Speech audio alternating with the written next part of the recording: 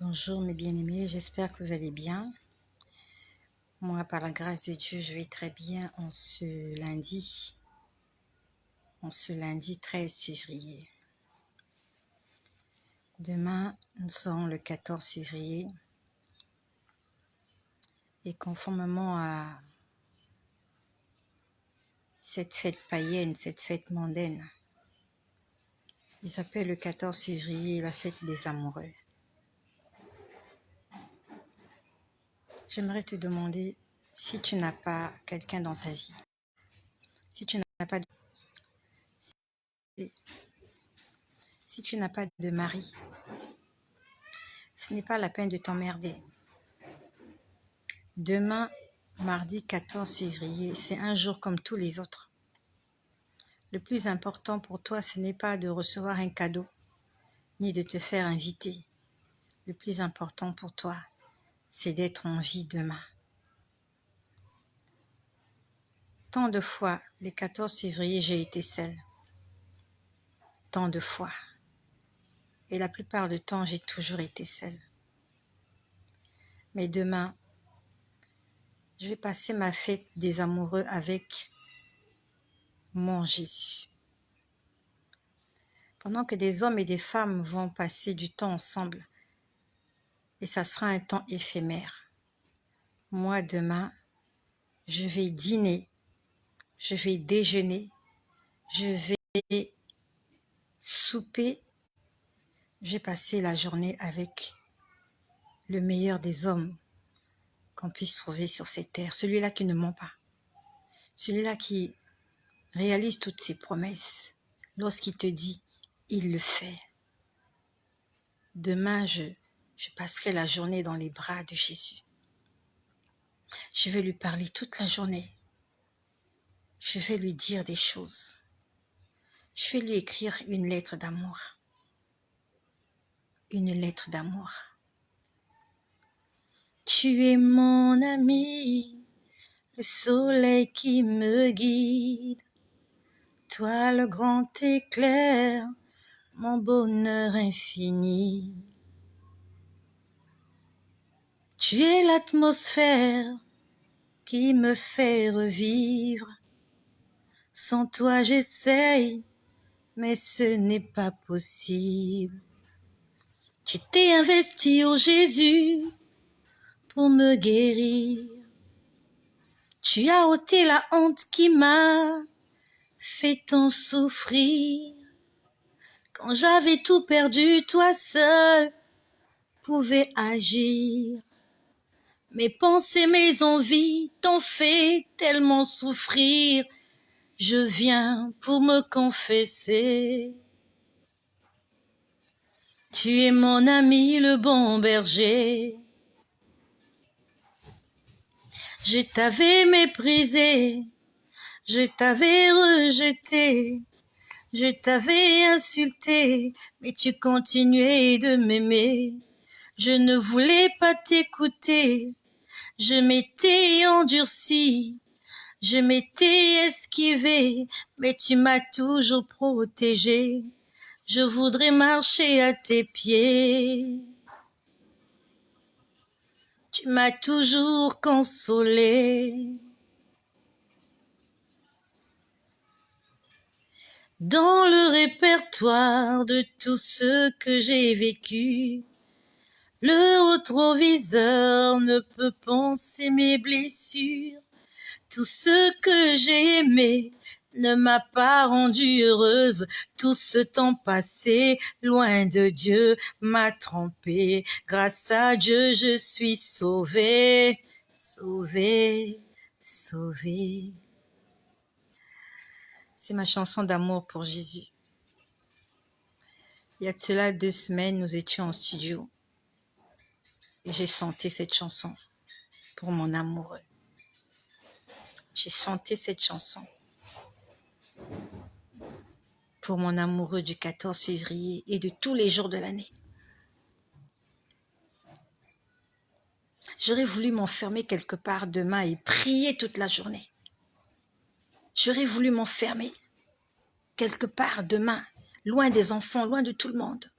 et prier toute la journée sans sortir. Mais c'est pas possible. Je suis une mère de famille et j'ai des enfants, je dois m'en occuper. Je dois être présente. J'aimerais tellement m'enfermer quelque part, pendant des jours, pendant des semaines, et rester là juste à prier, prier, prier, chercher la voix de Dieu, chercher la face du Seigneur. Si tu n'as personne pour t'inviter demain, c'est pas la peine de pleurer. Tu es la plus belle femme du monde, tu sais. Si juste là, aucun homme ne fait attention à toi, tu es la plus belle femme du monde. C'est pas parce qu'il n'y a personne pour te dire je t'aime que tu n'es pas aimable. Le problème est que ces gens-là ne connaissent pas ta valeur. Elles ne sont pas assez bonnes pour toi. C'est pas la peine de chercher quelqu'un demain qui va t'inviter. C'est pas la peine de regarder ton répertoire, tes vieux calepins et de chercher une ancienne relation parce que tu n'as pas envie de déprimer demain, 14 février. Ne le fais pas. Entre dans ta chambre. Mets-toi à genoux. Si tu as envie de pleurer, pleure. Pleure à Jésus. Si tu te sens seul, dis-lui Seigneur, je me sens seul. Si tu te sens déprimé, dis-lui Seigneur, je me sens déprimé. Ne sors pas dans la rue pour chercher un amoureux juste pour un jour. Ne le fais pas. Moi aussi, je n'ai aucune invitation pour le 14 février. Je ne sais pas. Personne ne m'invitera demain manger. Je ne sais pas si j'aurai un cadeau. Je ne crois pas. Mais je sais que j'aurai la vie. Et la plus importante des choses que je puisse avoir, c'est le Saint-Esprit. Parce qu'il est avec moi matin, midi, soir, de façon permanente. Et celui-là, c'est l'amoureux par excellence. C'est l'amoureux par excellence, le Saint-Esprit. Il ne te quitte jamais. Chaque fois que tu l'appelles, à la seconde près, il est là. Un homme, si tu peux l'appeler au téléphone, il peut te rappeler 1 heure plus tard. Il peut te rappeler 1 semaine plus tard. Il va te raconter des bobards. Mais quand tu appelles le Saint-Esprit, à l'instant même, il est là. Et il te dit la vérité. Il te révèle les choses cachées. C'est vrai que l'enregistrement de la chanson que j'ai faite, elle n'est pas encore terminée. L'enregistrement n'est pas encore terminé. Mais demain, je vais chanter cette chanson-là pour Jésus. C'est un zouk que j'ai écrit. Nous savons que les zouks, ce sont des musiques romantiques. On chante les zouks, les slows, pour des personnes qu'on aime. Et j'ai chanté un zouk pour celui que j'aime. Et demain, 14 février, je vais chanter ce zouk-là à Jésus. Tu es mon soleil, la lumière qui me guide. Toi le grand éclair, mon bonheur infini. Dans cette atmosphère, je retrouve le sourire. Et lorsque je pleure, tu es celui qui me suffit. Tu t'es investi, oh Jésus, pour me guérir. Tu as ôté la honte qui m'a fait tant souffrir. Quand j'avais tout perdu, toi seul pouvais agir. Mes pensées, mes envies t'avaient tant fait souffrir. Je viens pour me confesser. Oh, oh, oh, oh. Je reconnais que tu es Dieu. Oh, oh, oh, oh. Dans le répertoire de tout ce que j'ai vécu, le rétroviseur ne peut penser mes blessures. Tout ce que j'ai aimé ne m'a pas rendue heureuse. Tout ce temps passé loin de Dieu m'a trompée. Mais aujourd'hui je suis sauvée, sauvée, sauvée. Tu peux chanter à Dieu une chanson d'amour. Tu peux le chanter comme s'il était ton amoureux. pas comme s'il était. Il est mon amoureux. Que quelqu'un m'invite demain ou pas, je m'en fiche. Je m'en fiche qu'on m'offre des fleurs ou pas demain. Qu'on m'offre un parfum ou pas demain. Je m'en fous. Je m'en fous. Il fut des années où le 14 février, j'étais seule, je pleurais. Je me disais, pourquoi moi? Je me regardais dans la glace, je me disais, pourtant je ne suis pas une vilaine fille. Pourquoi est-ce que je ne peux pas trouver quelqu'un qui peut m'aimer, qui peut m'être fidèle? Pourquoi je ne peux pas trouver quelqu'un pour moi-même? Et encore le 25 décembre, je déprimais. J'étais seule. Et encore des années en arrière, le 23 août, le jour de mon anniversaire, j'étais malheureuse, triste, je me cherchais dans les rues. Les 31 décembre, j'ai déprimé. Les 1er janvier, Mais aujourd'hui, je m'en fous des jours, je m'en fous des dates. Que nous soyons le 14 février, le 23 août, le 25 décembre, le 31 décembre ou le 1er janvier. Si quelqu'un a envie de m'appeler, qu'il m'appelle. Si quelqu'un a envie de passer du temps avec moi, gloire à Dieu. Et si personne a envie de moi, je m'en fous. Je me fiche pas mal. Que quelqu'un me désire, que quelqu'un veuille prendre de mes nouvelles. C'est pas mon problème. C'est dépasser tout ça. Et je sais qu'il y a quelqu'un qui m'écoute là. Tu es déjà déprimé parce que tu sais que demain, tu seras seul. Quand t'invites demain ou pas, ta vie ne changera pas. Que quelqu'un t'offre quelque chose ou pas demain, rien ne va changer dans ta vie. Rien du tout. Ne te vends pas aux enchères demain parce que tu te sens seul. Ne te vends pas aux enchères. Tu as de la valeur, tu as du prix. Ne va pas tomber dans les bras de n'importe qui juste parce que tu as envie de te sentir aimé. Cette personne-là ne t'aime pas. Elle va juste profiter de toi. Demain, si tu te sens seul, entre dans ta chambre. Mets-toi à genoux. Commence à pleurer et demande à Dieu pourquoi tu es si seul. Demande au Seigneur pourquoi je suis seule, Seigneur. Seigneur, regarde comment je suis seule. Viens me consoler. Ne traîne pas dans les rues. Ne traîne pas dans les rues à la recherche de quelqu'un qui va garer sa voiture pour t'appeler. Ne le fais pas, s'il te plaît. Je suis passée par là, je sais ce que tu ressens. Je sais ce que tu ressens. J'ai été triste moi aussi ces jours-là. J'étais malheureuse. J'étais là, je pleurais. Je me disais pourquoi? Pourquoi on invite les autres, pas moi? J'ai dit, il y a des vilaines filles, elles sont moches, on les invite. Je disais, mais pourquoi moi? Pourquoi pas moi?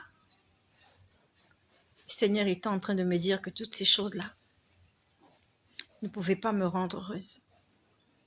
Il y a des gens qui vont mourir le 14 février. Il y a des gens qui vont faire des accidents le 14 février. Il y a une fille demain qui a reçu une invitation. Et la personne qui l'a invitée, c'est celle-là qui va la tuer demain.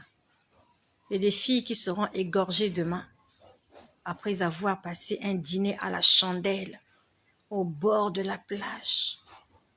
Elle ne sait pas que dans cette chambre d'hôtel, on va l'égorger. Ne fais pas cette erreur-là, ne commets pas cette erreur-là. Ne réveille pas l'amour avant qu'il ne soit trop tôt. Laisse Dieu faire les choses. Sois patiente, ma sœur. Je sais que tu as mal au cœur, que tu te sens seule.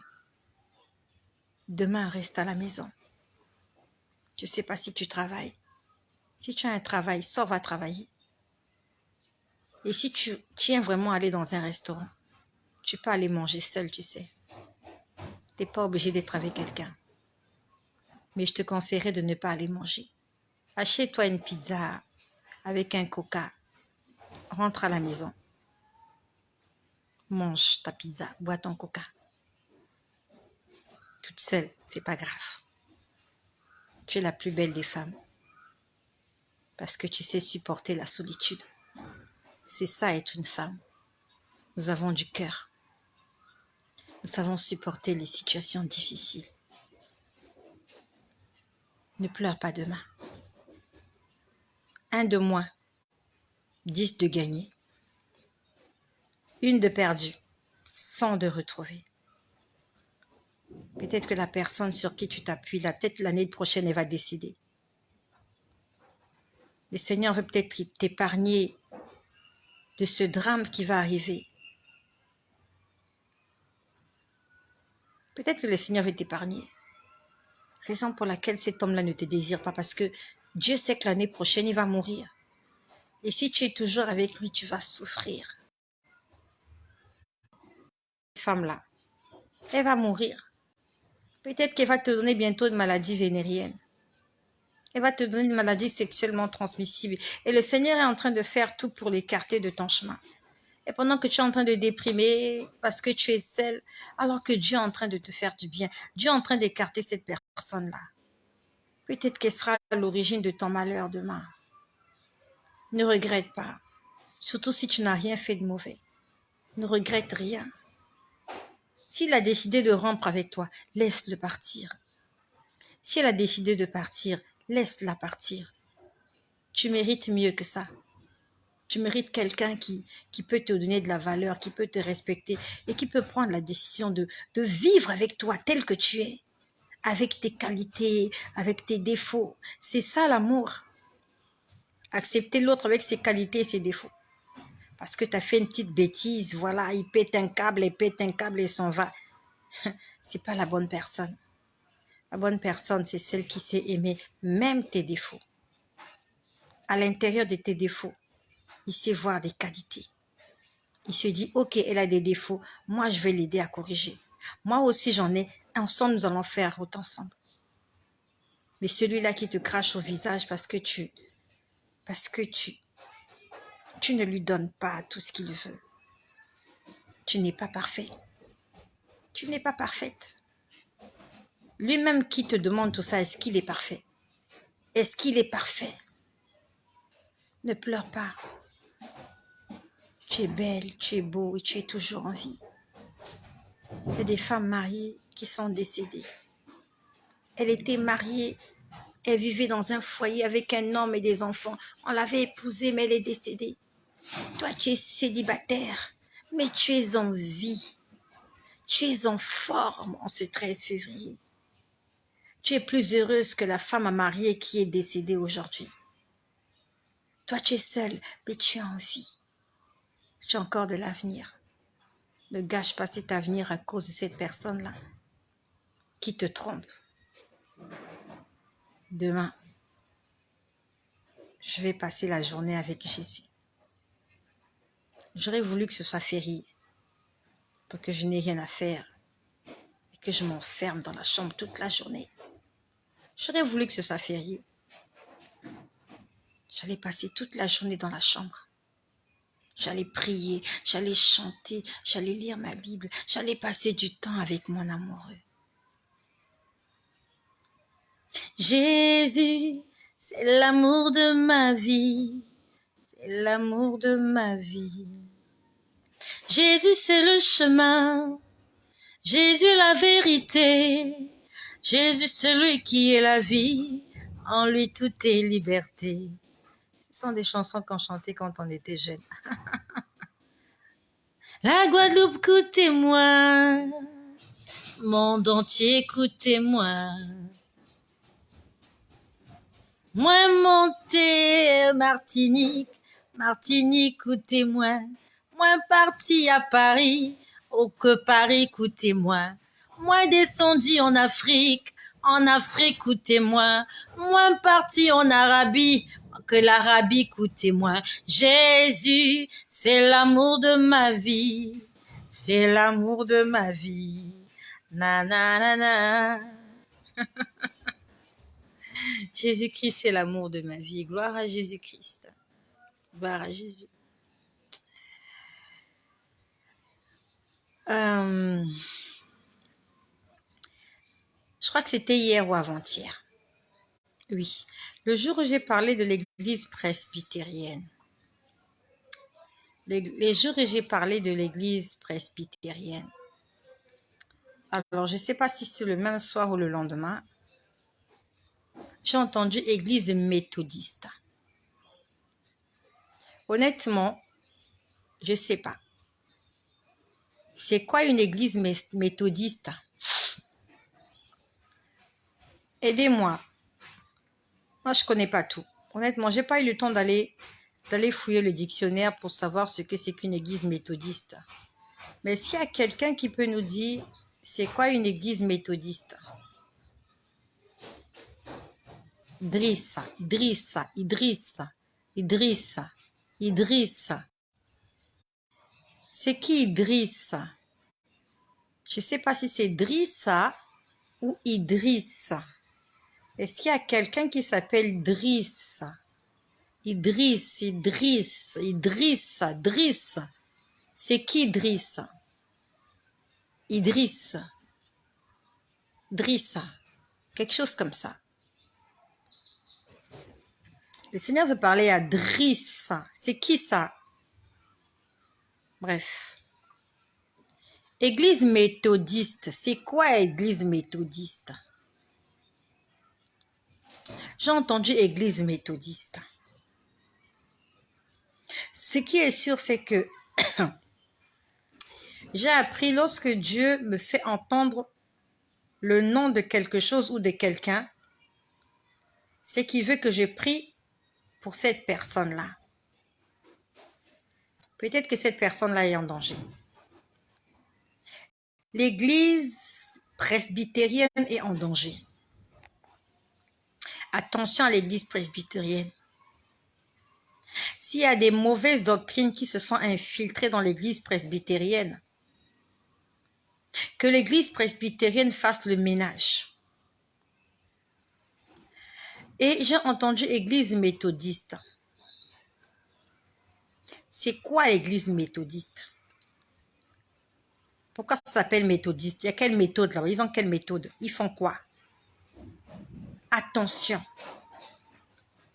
Moi, je ne connais pas ces doctrines-là. Moi, je ne connais pas. Je ne connais pas. Quels sont leurs enseignements? Je ne connais pas. Mais le Seigneur est en train d'interpeller tous ces gens-là. Église méthodiste et église presbytérienne. La Bible nous dit que Dieu a tant aimé le monde qu'il a envoyé son Fils unique afin que quiconque croit en lui ne périsse pas mais qu'il ait la vie éternelle. Or, la vie éternelle, c'est qu'ils te connaissent, toi, le seul vrai Dieu, et Jésus-Christ, ton Fils unique que tu as envoyé. C'est ça la base de la vie chrétienne. Accepter Jésus, accepter sa mission, reconnaître sa seigneurie. C'est ça la base de la vie chrétienne.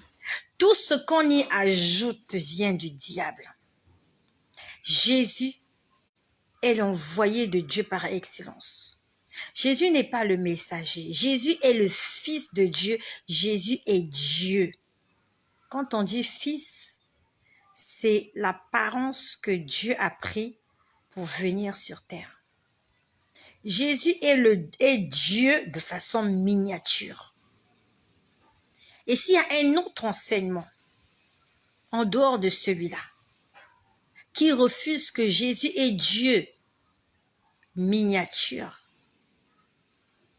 alors cette église-là n'est pas une église de Dieu. Jésus est Dieu qui s'est fait une chair. Dieu s'est fait une chair humaine par le moyen de Jésus-Christ. Je ne sais pas ce que les méthodistes prêchent. Je ne sais pas qu'est-ce qu'ils disent. Je ne sais pas est-ce qu'il y a quelqu'un qui est méthodiste là, qui est dans une église méthodiste. Je ne connais pas. Le méthodisme, également appelé mouvement méthodiste, est un groupe de dénominations historiques liées au christianisme protestant dont les origines, la doctrine et les pratiques découlent de la vie et des enseignements de John Wesley. C'est qui ça, John Wesley? George, le frère John Charles Wesley également, premier dirigeant. Ok, on ne parle même pas de Jésus. J'aurais voulu qu'on parle de Jésus. Pourquoi on dit des enseignements de John Wesley? Qu'est-ce qu'il enseigne, lui? L'enseignant par excellence, c'est Jésus. Même Nicodème, qui était un homme de la loi, il connaissait les principes. Lorsqu'il entendait Jésus parler, ils étaient frappés par la doctrine de Jésus. Et non par la doctrine de John Wesley, ou de George, ou de John Charles Wesley. J'en sais rien, moi. Je ne connais pas ces gens-là. Moi, je connais Jésus. Il est mort, il est ressuscité, il est monté au ciel. Tous les autres,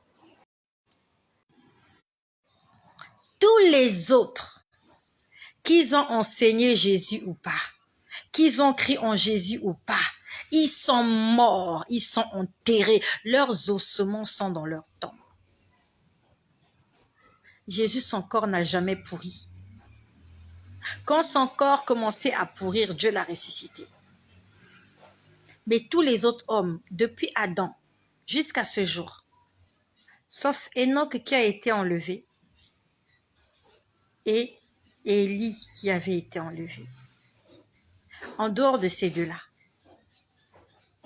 il n'y a que Jésus qui est monté au ciel en passant par la mort, après la mort. Élie n'est pas mort. Enoch n'était pas mort. Ils avaient été enlevés vivants. Mais Jésus est mort. Et il n'a pas connu la putréfaction. À peine, quand il commençait à pourrir, c'est à ce moment-là que Dieu l'a ressuscité.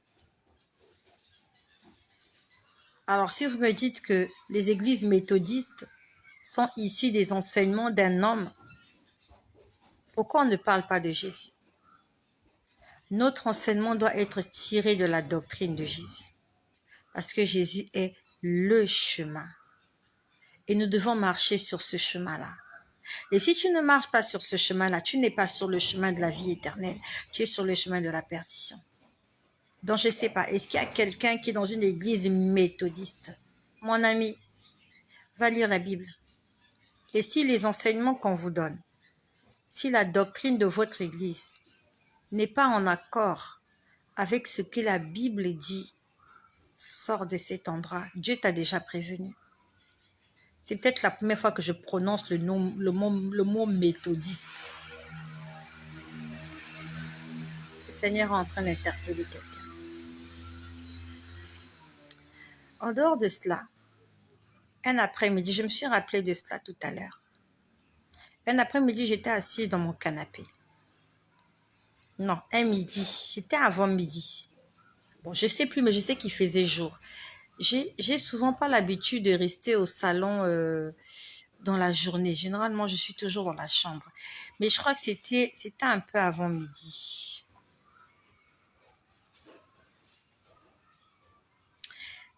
C'était un peu avant midi. J'étais allongée sur le canapé et le Seigneur m'a montré quelque chose qui se passait dans ma cour.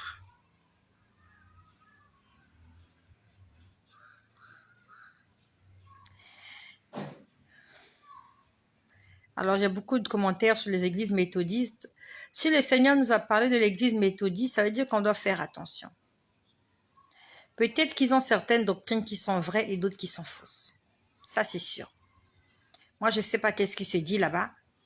Soit il y a des choses à corriger dans cette église, soit que cette église fasse attention à peut-être une doctrine qui va sortir de là, je ne sais pas.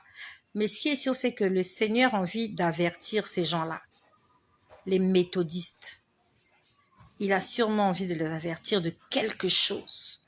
Il se passe sûrement quelque chose ou il va se passer quelque chose. J'ai pas envie de dire des choses que je connais pas, des choses que j'ai pas entendues. J'ai entendu église méthodiste. Et comme le Seigneur m'a fait entendre parler de l'église méthodiste, j'aimerais en ce 13 février, je te prie Seigneur, pour toutes les personnes qui sont dans les églises méthodistes. Seigneur, je te prie pour toutes les personnes qui sont dans les églises presbytériennes. Seigneur, je te prie pour toutes les personnes qui sont dans les églises catholiques. Je prie, Seigneur, que tu te révèles à eux. Seigneur, s'ils sont dans l'ignorance, montre-leur le chemin à suivre. Seigneur, montre-leur la joie par excellence qui conduit tout droit vers toi. Seigneur, pardonne leurs péchés, pardonne nos péchés à nous tous. Et Seigneur, révèle-toi à chacun d'entre nous, au nom puissant de Jésus-Christ. Amen. Donc j'étais en train de dire, ce jour-là, c'était dans la journée. Je voyais dans ma cour, il y avait comme, j'ai pas de jardinier. Dans le temps, il y avait quelqu'un qui venait faire le jardinage, mais bon, ça fait un moment qu'il vient plus.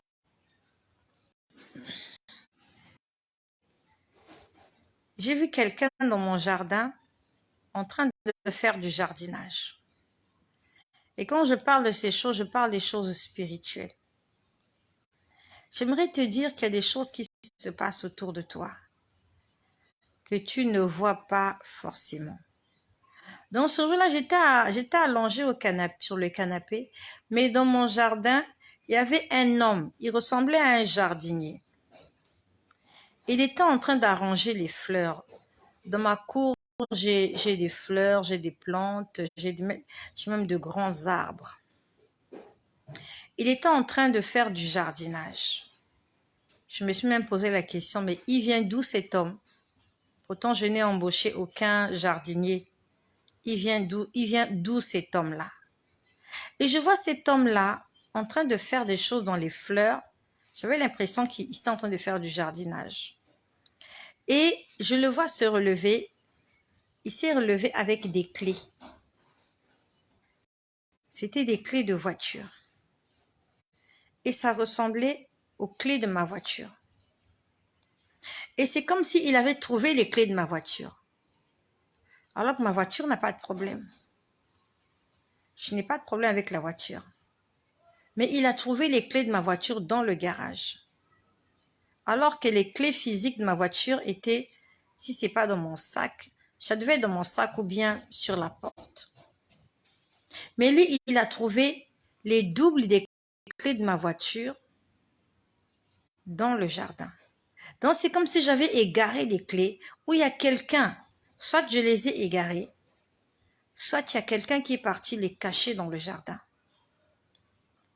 Et quand j'ai vu cette scène, je me suis dit, j'ai perdu quelque chose sans me rendre compte. Et le Seigneur était en train de me restituer quelque chose que j'avais perdu. Et moi, j'ai vu ça comme les clés de ma voiture. J'aimerais te dire qu'il y a des choses que tu as perdues qui ne sont pas loin de toi. Tu te dis que cette chose-là est tellement loin, elle est inaccessible. Peut-être que l'ennemi l'a cachée dans ton jardin. Tu sais, il y a des voleurs quand il vient chez toi. Quand il vient chez toi sans comment on appelle ça? Sans plan. Parce que normalement, pour aller voler chez quelqu'un, il faut établir un plan. Que lorsque j'irai, je passerai par la porte centrale, je vais déclencher l'alarme, je vais distraire le chien, je vais ligoter madame. Il faut un plan établi pour aller voler chez quelqu'un. Mais il y a des gens qui vont voler sans plan. Ils n'ont pas de plan. Donc, ils entrent chez toi, ce qu'ils trouvent, ils prennent. S'il n'y a pas de résistance, il vole. S'il y a une résistance, sur le moment, il réfléchit, il fait ce qu'il veut. Et il y en a d'autres, lorsqu'ils volent, quand il ne sait pas où cacher, il cache ça dans ton jardin. Il cache ça quelque part, non loin de chez toi. Afin que le jour où il aura l'occasion de revenir, il va venir déterrer et récupérer le butin. Il y a des gens comme ça. Il vient voler chez toi, il ne sait pas comment sortir avec ce qu'il a volé. Il va le cacher d'abord quelque part. Soit dans ta même parcelle ou dans ta même maison ou non loin de chez toi. Il trouve des hautes herbes, il cache d'abord ça là. Et en attendant, il attend la nuit. Il va attendre la nuit ou le lendemain pour venir récupérer le butin. Il y a des gens qui le font. Il y a des gens qui le font. il vient chez toi, il n'a pas de poche, il vole quelque chose, il le met dans son sous-vêtement. Ou bien, je ne sais pas moi, il le met quelque part, sous le fauteuil, parce qu'il sait que demain il reviendra. Il se dira, bon, c'est pas sûr que demain il fera le ménage, ok, je cache ça sous le fauteuil, comme ça, au cas où elle me fouille, mais je reviendrai demain récupérer. Et quand j'ai vu cette scène, j'ai compris que j'avais perdu quelque chose. On m'avait volé quelque chose. Et ça s'est passé en esprit. Le jardinier que j'ai vu dans ma cour, il n'était pas physique. C'était un jardinier spirituel. Il est venu chez moi. Il est allé fouiller dans le jardin. Et il a retrouvé les clés de ma voiture. Et il a remis ça à quelqu'un. Il a remis mes clés. C'est bizarre, vous n'allez pas croire à cela. J'ai pas de femme de ménage chez moi. J'ai pas de majordome. Mais j'avais l'impression que ce jour-là j'avais un majordome à la maison. Le majordome, on va dire, c'est le gouverneur de la maison. C'est celui qui s'occupe de la maison. Il gère la maison. C'est un homme. Et j'avais l'impression que j'avais un majordome. Alors que physiquement, je n'en ai pas. Je m'occupe de la maison toute seule. Je fais le ménage, tout, je fais tout toute seule. Mais ce jour-là, j'avais non seulement un gardien, pas un gardien, j'avais un jardinier et j'avais un majordome. Spirituellement, ils étaient là. Mais physiquement, je ne les vois pas. Physiquement, ils ne m'aident pas. Tous les matins, je balaye ma cour toute seule. J'arrange mon jardin, je nettoie, j'enlève les feuilles mortes toute seule. Mais en esprit, il y a des gens qui sont là, que mes enfants ne voient pas. Si tu viens chez moi, tu ne les verras pas. Mais ils sont là. La Bible nous dit que l'ange de l'Éternel campe autour de ceux qui les craignent afin de les arracher du danger. J'aimerais te dire que si tu as une relation avec Dieu, tu n'es pas seul dans ta maison. Dans ta maison, il y a des anges. Il y a la présence divine chez toi. Tu n'es jamais seul. Et j'aimerais que tu te rassures que la présence de Dieu est toujours palpable et présente dans ta maison. Quand tu es en communion avec Dieu, il y a des anges dans ta maison. Et si par erreur, un esprit impur s'infiltre, le Seigneur ne lui laissera pas le temps de venir gâter ta vie. Je vous ai dit il y a cela 2 semaines, je crois. Je voyais un esprit à la maison. Ça a commencé, j'étais en train de faire la vaisselle. Je vous ai dit que je ne fais pas la vaisselle debout. Je ne fais plus la vaisselle debout. Dans le temps, je faisais la vaisselle debout, mais depuis que j'ai atteint un certain âge, je fais la vaisselle assise. Je suis assise dans la cuisine, sur un petit banc. Je mets toutes mes affaires par terre et je lave. Je fais la vaisselle, pas la vaisselle. Je fais la vaisselle calmement, pas de pression. Je suis assise, je nettoie, je rince, je sèche de l'autre côté. J'ai pas de lave-vaisselle. Ces choses, je n'ai pas toutes ces choses-là. Je fais tout à la main. Et je vous ai dit que j'ai vu un esprit qui était là. Il était envoyé là pour me tuer. Ça fait 2 semaines. Et je l'ai vu quand j'étais à la cuisine. J'étais en train de faire la vaisselle. Il est venu derrière moi. Est-ce que c'est le même jour ou un autre jour? Je ne sais plus, je vois tellement de choses. Il y a une fois, il est venu. Il m'a passé le couteau au cou comme ça. Je l'ai vu me passer le couteau. Il m'a égorgé, mais je ne suis pas morte. Ça, c'était un jour. Et un autre jour, il y a un qui est venu. Il était en train de me poignarder par le derrière. Ça entrait, ça sortait, il n'y avait rien. Je vois tellement de choses. Comment ne pas te louer? Comment ne pas te louer? Comment ne pas te chanter, Seigneur Jésus? Quand je regarde autour de moi, je vois ta gloire. Seigneur Jésus, je te remercie. Comment ne pas te louer, Seigneur Jésus? Je vois tellement de choses. Je m'accroche à Jésus. Si Jésus n'était pas là, si Jésus n'était pas là, une fois j'ai vu, c'était un samedi, j'ai vu un esprit impur sortir de chez moi. Cet esprit impur avait la forme d'une femme. Elle saignait ici. Elle est sortie par la fenêtre.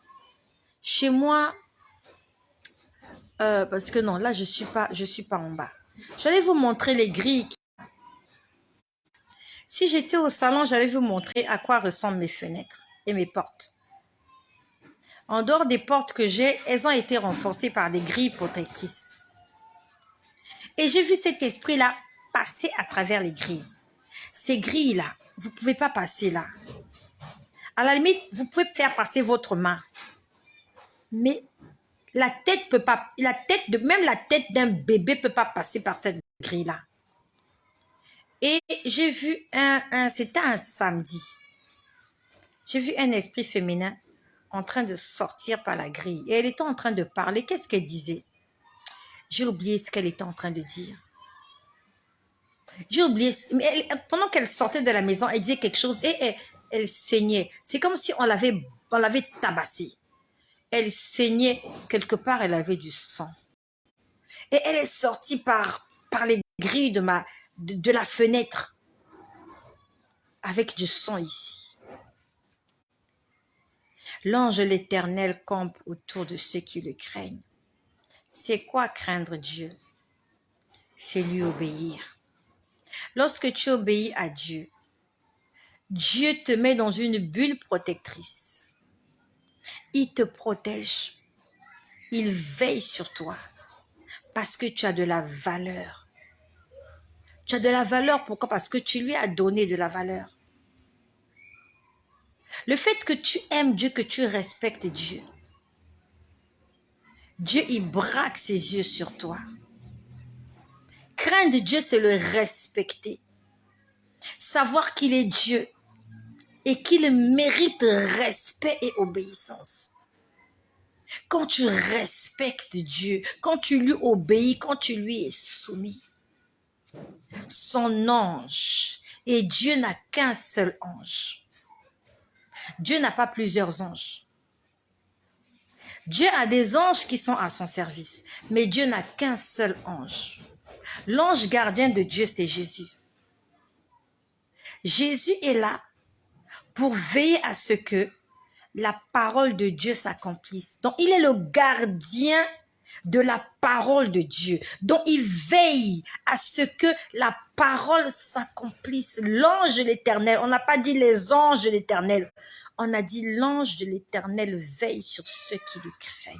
L'ange de l'Éternel, c'est Jésus lui-même en personne. Il est le garant. Il veille à ce que les promesses et la parole s'accomplissent. Lorsqu'une parole a été libérée, il y a un ange de l'Éternel qu'on appelle Jésus qui veille à ce que cette parole-là s'accomplisse. Tôt ou tard, cette parole doit s'accomplir. Il y a quelqu'un qui est là pour veiller sur cela. Il s'appelle Jésus. Et quand tu crains Dieu, Dieu envoie son ange Jésus qui est autour de toi. Il est autour de toi. Il tourne, il tourne, il tourne encore. Il exerce un mouvement de rotation autour de toi. L'ennemi ne peut pas te toucher. Il va t'envoyer des flèches comme je le sens souvent. Il envoie des flèches, mais le Seigneur est un bouclier. Je vois tellement de choses. Ce jour-là, il y a un jardinier qui était dans mon jardin avec un chapeau de jardinier. Vous savez, les gens qui travaillent dans les fermes, surtout dans les... Quand on lit les histoires des temps anciens, là, quand on voyait des gens qui travaillaient dans les fermes, comme les esclaves. dans les films des esclaves, là. Vous voyez comment ils s'habillaient, là, les esclaves qui travaillaient qui faisaient les travaux champêtres, là. Ils avaient des espèces de chapeaux en paille sur la tête. Il était comme ça, cet homme-là. Il était comme ça, avec un chapeau. En tout cas, quand vous le voyez, vous sentez que c'est un jardinier. On va dire un fermier, quoi. Il était vraiment comme un jardinier. Et il était en train de... Il faisait des choses dans mon jardin, dans ma cour.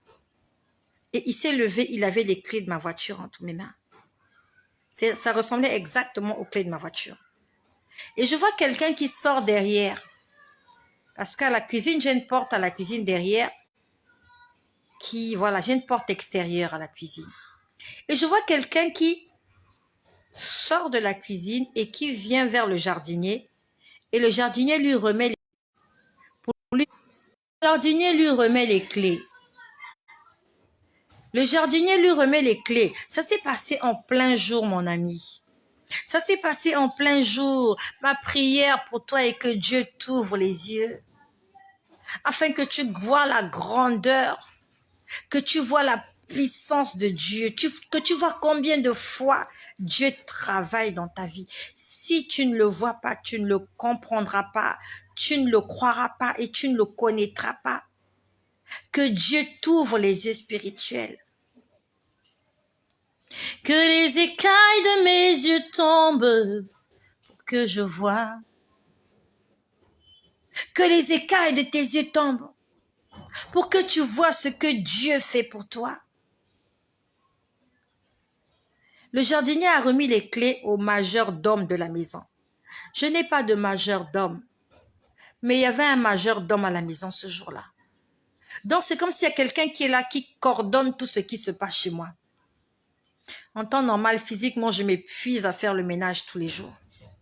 Mais spirituellement, il y a quelqu'un qui est là, que je ne vois pas forcément. Mais ce jour-là, je l'ai vu. Le jardinier lui a remis les clés. En fait, le jardinier, comme si le jardinier lui disait, tiens, c'est pour la maîtresse de maison. Va lui remettre ça. Et j'étais là, j'assistais la scène. Je me suis dit, ah, mais ces gens-là sortent d'où? Je me suis dit, ces gens-là sortent d'où? Depuis quand j'ai un jardinier? Depuis quand j'ai un majordome? Tous les matins, je me réveille à 6 heures. Je me tape tout le boulot. Je réveille les enfants, je nettoie, je fais le petit déjeuner, je balaie, je fais ceci. Mais il y a un majordome qui est là. Quand j'ai vu ça, j'ai compris qu'on avait volé quelque chose ou que j'avais égaré quelque chose. Non, j'ai pas égaré, on me l'a volé. Jean 10. Il y a quelqu'un qui est venu voler et qui n'a pas eu le temps d'aller le cacher loin. Et la personne, en fuyant, a jeté ça dans mes fleurs. La personne a jeté ces clés-là qui m'appartiennent. C'est mon bien. Cet esprit-là a jeté ça dans le jardin. Et ça s'est fait de façon spirituelle. Mais Dieu, dans sa souveraineté, il a envoyé un ange jardinier pour venir fouiller dans les fleurs, pour retrouver quelque chose qui avait été caché là, je ne sais pas depuis quand, depuis combien d'années. Que le Seigneur envoie un ange afin d'aller récupérer tout ce qu'on t'a volé. Que le Seigneur t'ouvre les yeux afin que tu vois ces choses et que tu loues son nom. Si tu ne vois pas ces choses, tu auras du mal à le louer. Tu ne comprendras pas la grandeur de Dieu. Peut-être que tu es là, tu t'es dit, Dieu ne fait rien dans ta vie, mais Dieu est en train de travailler. Ma vie est un témoignage. Dieu travaille dans ma vie. C'est pas physique, c'est spirituel. Et quand dans le spirituel, la chose a été réglée, tu vas voir les changements physiques s'opérer dans ma vie. Que le Seigneur t'ouvre les yeux afin que tu vois cette armée céleste qui t'entoure lorsque tu dors, lorsque tu marches, lorsque tu souffres même, tu n'es pas seul. Que le Seigneur fasse tomber les écailles qui sont sur tes yeux. Reçois le don de vision. Reçois le don de la clairvoyance. Commence à voir, commence à entendre. Que le Seigneur te fasse grâce de voir au-delà de ce que les yeux humains peuvent voir, afin que tu puisses peser, afin que tu puisses mesurer la bonté de Dieu en ta faveur. Combien de fois Dieu t'a sorti des situations compliquées? Alors que tu te plains, tu n'as pas d'amoureux, le 14 février, tu seras seul, tu n'as pas de fiancé. Combien de fois Dieu est venu dormir à ton côté pour empêcher l'ennemi de toucher à ta vie? Toi, tu cherches un amoureux physique, tu cherches un homme, tu crois qu'il sera là matin, midi, soir à tes côtés. Tu crois qu'il sera pour toi toute seule. Cet homme-là, il sera le tien dans ton lit. Ta femme, elle est la tienne quand elle est dans ton lit. Parce que lorsqu'elle est dans ton lit, aucun autre homme ne peut venir là. Mais lorsqu'elle franchit le seuil de la maison, lorsqu'elle sort, lorsque ton mari est dans la rue, ça s'appelle nom commun. Il sort de la maison. Dès qu'il franchit le seuil de la porte, ça s'appelle mari commun. Il est le mari de tout le monde dans la rue. Parce que les appels qu'il ne peut pas recevoir à la maison. Souvent, les concubines veulent l'appeler, ou bien elles appellent même, elles bipent. Il ne peut pas répondre parce qu'il est à la maison. Attends quand il va sortir. Il va les rappeler toutes. Si elles sont 10, elles ont appelé. Dès qu'il sera dehors, dès qu'il franchit le seuil de la maison, il s'appelle commun. C'est votre mari commun. Quand il est dehors, ce n'est plus le tien. Quand ta femme est dehors, ce n'est plus la tienne, mon ami. Parce que tout le monde peut la draguer. Tout le monde peut faire ce qu'il veut avec. Ta femme, elle est tienne quand elle est dans ta maison, dans ton lit. Parce que dans ton lit, là, elle peut pas parler avec un autre homme. Mais dès qu'elle met son nez dehors, dès que ses narines frôlent l'air du dehors, c'est plus pour toi. Nom commun. Je ne sais pas si tu as fait le C1. Analyse, comment on appelait ça? Analyse grammaticale. Nadine, nom commun de personne. Marguerite, nom commun de personne. Alphonse, nom commun. C'est commun. Donc, Alphonse, là, c'est pas pour toi-même. Je ne sais pas comment s'appelle ton mari. Ma sœur, que tu montes, que tu descendes, que tu n'aimes pas ce que je te dise, que tu m'insultes, cet homme-là, dès qu'il est dehors, dès qu'il arrive devant la porte, il a fermé la porte. Quand il est dehors, là, ce n'est plus le tien. C'est le mari de toutes les femmes du quartier. Parce que souvent, ta co-épouse, là, elle n'est pas loin. Elle est dans la ruelle qui est juste après la tienne. Il va faire semblant de faire un tour. Il va aller garer quelque part. Ou bien, il appelle déjà au téléphone. Ouvre le portail, j'arrive. Elle ouvre le portail grand. Dès qu'il entre, elle ferme le portail. Toi, tu crois qu'il est parti loin. Il est juste derrière la maison. Il est juste à côté. Même quand tu sortiras, quand les enfants jouent dans la cour, de l'autre côté, là, il entend les enfants jouer. Nom commun. Mais il y a un qui ne trompe pas. Il s'appelle Jésus. Celui-là, il ne te ment pas. Il peut rester à tes côtés toute la journée. Tous les 14 février, il est là. Du 1er janvier au 31 décembre, il est là. Seigneur Jésus, je t'aime. Je me donne tout à toi. Que les écailles de mes yeux tombent pour que je te voie tel que tu es. Mène-moi aux choses simples qui me montrent ta grandeur. Les cieux et la terre suffisent pour décrire toute ta splendeur. Ouvre mes yeux que je voie ton armée qui m'entoure. Que je cesse de croire à la taille des illusions. Que j'affronte la nuit et le jour. Tu es plus grand que tout ce qu'on dit de toi. Tellement grand que tout ce que l'on dit ici-bas. Tu es plus grand que les mots du dictionnaire, tellement grand que tout ce que tu fais est à ta taille, mon aîné. Osa mon aîné, mon aîné, osa. Emmène-moi aux choses simples qui me montrent ta grandeur. Les cieux et la terre suffisent pour décrire toute ta splendeur. Ouvre mes yeux que je voie ton armée qui m'entoure, que je cesse de croire à la taille des illusions. Tu es plus grand. Jésus-Christ est le mari par excellence. Même si tu épouses un pasteur, ce pasteur-là peut te tromper. Ce pasteur-là va voir d'autres femmes dans la rue. Ce pasteur va convoiter d'autres femmes. Mais Jésus-Christ, il reste fidèle.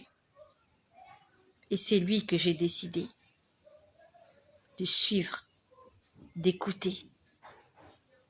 C'est avec lui que j'aimerais partager ma vie. Parce qu'il a toujours été là.